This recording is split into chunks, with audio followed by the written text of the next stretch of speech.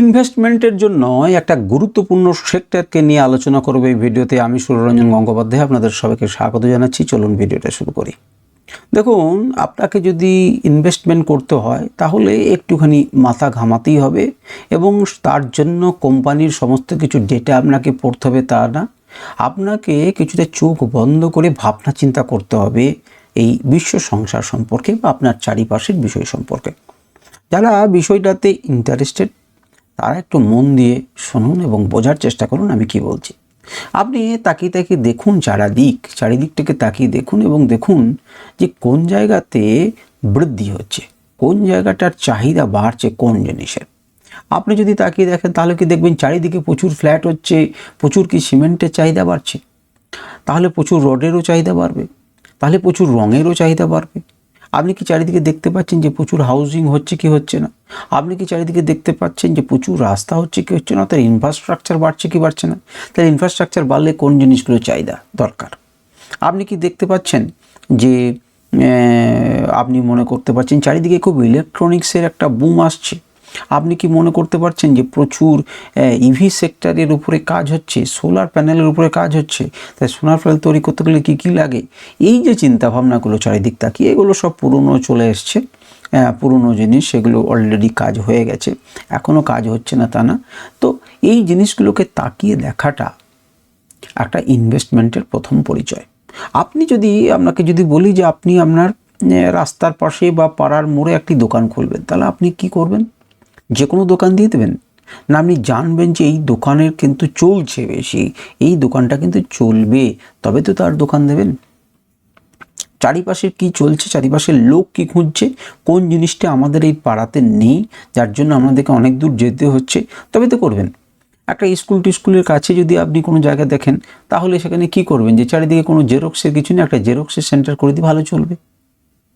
আপনি যদি সেখানে চলে যান, যেমন কোনো রাজস্থানে বসে, তো রাজস্থানে আমি বারবার এই উদাহরণটা দিই, আমার খুব পছন্দের, যে রাজস্থানে বসে একদম থর মরুভূমির বুকেতে আমি ধনেপাতার দোকান দেবো না, তাহলে তো পুড়ে যাবে। সুতরাং আমাকে বুঝতে হবে যে সেই জায়গাটায়, তাহলে আপনি ব্যবসা করার জন্য এটা বুঝছেন, আপনি ইনভেস্টমেন্ট তো ব্যবসা করা, কোন ব্যবসাটা বেশি চলবে সেই ব্যবসাতে আপনি টাকা দেবেন। আপনারা তো কোটি কোটি টাকা নেই, কিন্তু 500 টাকা সেই বিজনেসে আপনি দিয়ে দিলেন যে চলো তুমি আমার হয়ে ব্যবসা করো, আমি তোমাকে সাহায্য করলাম। আপনি তো ব্যবসাটা কিনছেন, তাহলে কোন ব্যবসাটা চলতে পারে সেটা তো একটা ইনভেস্টমেন্ট, সেটাকে আপনাকে বিচার করতে হবে। তাহলে সেই রকমই একটা সেক্টরকে নিয়ে আমি আপনাদেরকে চিন্তা ভাবনা করতে উদ্বুদ্ধ করছি। আমি কিন্তু যে 2.5 মিনিট 3 মিনিট সময় নিলাম, এটা আপনাকে জাগানোর জন্য, কেন আপনি চিন্তা ভাবনা করবেন এই সেক্টরটাকে নিয়ে সেটাকে বলার জন্য। আচ্ছা, চোখ বন্ধ করে উপর থেকে যদি নিচে পর্যন্ত দেখেন, উপর থেকে নিচে পর্যন্ত মানে কি আমি বোঝার চেষ্টা করছি? অনেকে বিব্রত হয়ে বকবকানি শুনে পালিয়ে যাবেন, তাদেরকে যেতে দেন, তাদের জন্য নয় এটা। তো উপর থেকে নিচে পর্যন্ত যদি আপনি চিন্তা ভাবনা করেন, অর্থাৎ আপনি যদি প্রথম থেকে চিন্তা ভাবনা করেন, তাহলে দেখবেন যে কোন জিনিসটা ছাড়া এই সভ্যতার অগ্রগতি হতেই পারে না। আপনি সেটাকে বিচার করুন তো, কোন জিনিসটা ছোট বয়সে পড়েছেন, যে জিনিসটা আবিষ্কার হলো এবং দারুণ ধরনের বিকাশ ঘটলো, মনে করে দেখুন সেটা ছিল কয়লা। অর্থাৎ শক্তির উৎস, এনার্জি ছাড়া এখন আপনি আর বিশ্ব সংসারকে ভাবতে পারেন? এনার্জি ছাড়া চলবে কোনো কিছুর? তা প্রথম মানুষ কি পেল না? প্রথম মানুষ কাঠ ফাট ইত্যাদিকে পোড়ালো, যখন কাঁচা মাংস খেত, কাঁচা মাংস থেকে পাকা মাংসে স্বাদ পেয়ে গেল, যে একটু রোস্ট করে কাবাব করে, রেশমি কাবাব করে সে খাবে, তখন কিন্তু সে কী করলো না, কাঠ জ্বালাতে শুরু করলো। প্রথমে ঝলসে যাওয়া মাংস খেলো, তারপর কাঠ জ্বালাতে শুরু করলো। কাঠ যখন সে দেখলো যে অ্যাভেলেবেল নয়, বেটা আরও ভালো পাওয়া যাচ্ছে না, তখন সে মাটি খুঁড়ে, যখন কয়লা বেরোতো বাক খুশি, সে সেটাকে জল গরম করে ফুটিয়ে স্টিম ইঞ্জিন চালালো। তো সেটা করার পর সে দেখলো যে বাহ, এইটা দিয়ে তো তেল, এটা সব শেষ হয়ে যাবে, তার পাশে একটা চটচটে তৈল পদার্থ পাচ্ছে, কী করে রিফাইন করা যাবে, তেলকে পেলাম। তাহলে আমাদের যে সভ্যতার অগ্রগতি হচ্ছে বা বিকাশ হচ্ছে, ক্রমবিকাশ হচ্ছে, তাতে গুরুত্বপূর্ণ অংশ হচ্ছে একটা এনার্জি সেক্টর। কয়লা, তেল, এসবগুলো কিন্তু আমাদের চলছে। তারপরে কে চলে এলো? তারপরে এলো ধরুন যে কয়লা তেল তো শেষ হয়ে যাবে, একটা বিকল্প পদ্ধতি কিছু ভাবনা চিন্তা করো, সোলার এলো, যে সোলার শক্তিকে কিন্তু কাজে লাগাতে পারি। পাশাপাশি এগুলোও চলছে, সোলার ঢুকছে, কারণ আমাকে এনার্জি চাই, এনার্জি ছাড়া চলতে হবে না। এখন যে প্রচুর পরিমাণ এআই চলছে, প্রচুর পরিমাণ ইলেকট্রিসিটি চাই, এবং এত বেশি ইলেকট্রিসিটি চাই যে আপনি চিন্তা করতে পারবেন। তাহলে ইলেকট্রিসিটি যোগান দেবে কে? যে ইলেকট্রিসিটি বেশি তৈরি করতে পারবে তার কাছেই এয়ার পাওয়ার বেশি থাকবে এবং সেই কিন্তু রুল করবে। এখন প্রশ্ন হচ্ছে যে এই যে অগ্রগতি ধীরে ধীরে সোলার এলো, ব্যাটারি হলো, লিথিয়াম আয়নের একটা বিরাট আপনারা খোঁজ পেলেন যে যার কাছে লিথিয়াম আছে। বিকল্প শক্তির উৎস কি? গ্যাস পাচ্ছি, সিএনজির গাড়ি তৈরি হতে লাগলো, ইভি তৈরি হলো, সোলার প্যানেল তৈরি হলো, এগুলো তো হচ্ছে। এই করতে করতে শেষ পর্যন্ত কোনটা এলো? এবারে নেক্সট কি? এত কিছু তো হয়ে গেল, এরপরে নেক্সট চিন্তা ভাবনা কি? রিনিউয়েবল এনার্জি এলো। এরপরে নেক্সট চিন্তা কি না এনার্জির কোন সেক্টরটাতে আর কোন জায়গাটা বাকি আছে। অলরেডি কিন্তু এই সেক্টরটা ছিল, আমি কিন্তু উল্লেখ করিনি, কিন্তু যেটাকে নিয়ে ভবিষ্যতে প্রচুর পরিমাণ ইলেকট্রিসিটি বলুন, এনার্জি বলুন, এইগুলোকে অনায়াসে উৎপন্ন করা যায়, সেই জিনিসটাকে কিন্তু আস্তে আস্তে আস্তে আস্তে ডেভেলপ করা চলছে।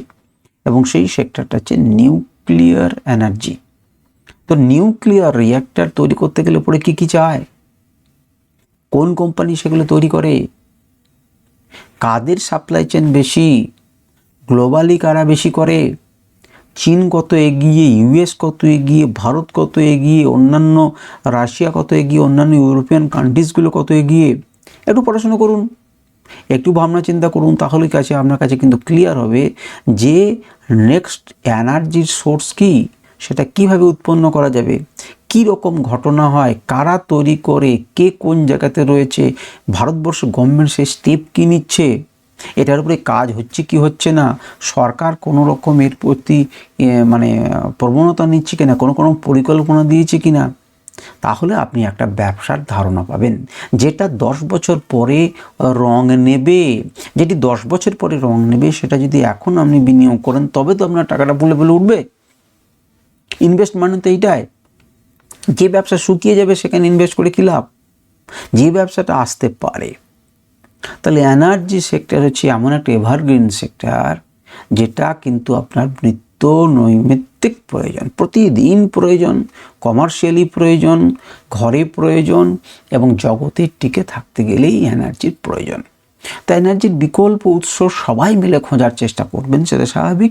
এবং সেটা হচ্ছে নিউক্লিয়ার এনার্জি, যেখানে খুব সামান্য থেকে প্রচুর পরিমাণ। আমরা রেয়ার আর্থ মেটেরিয়াল নিয়ে এত কথা শুনছেন, যে রেয়ার আর্থ মেটেরিয়াল নিয়ে পার্টিকুলারলি কী হতে পারে, সমস্ত কিছু কী হতে পারে।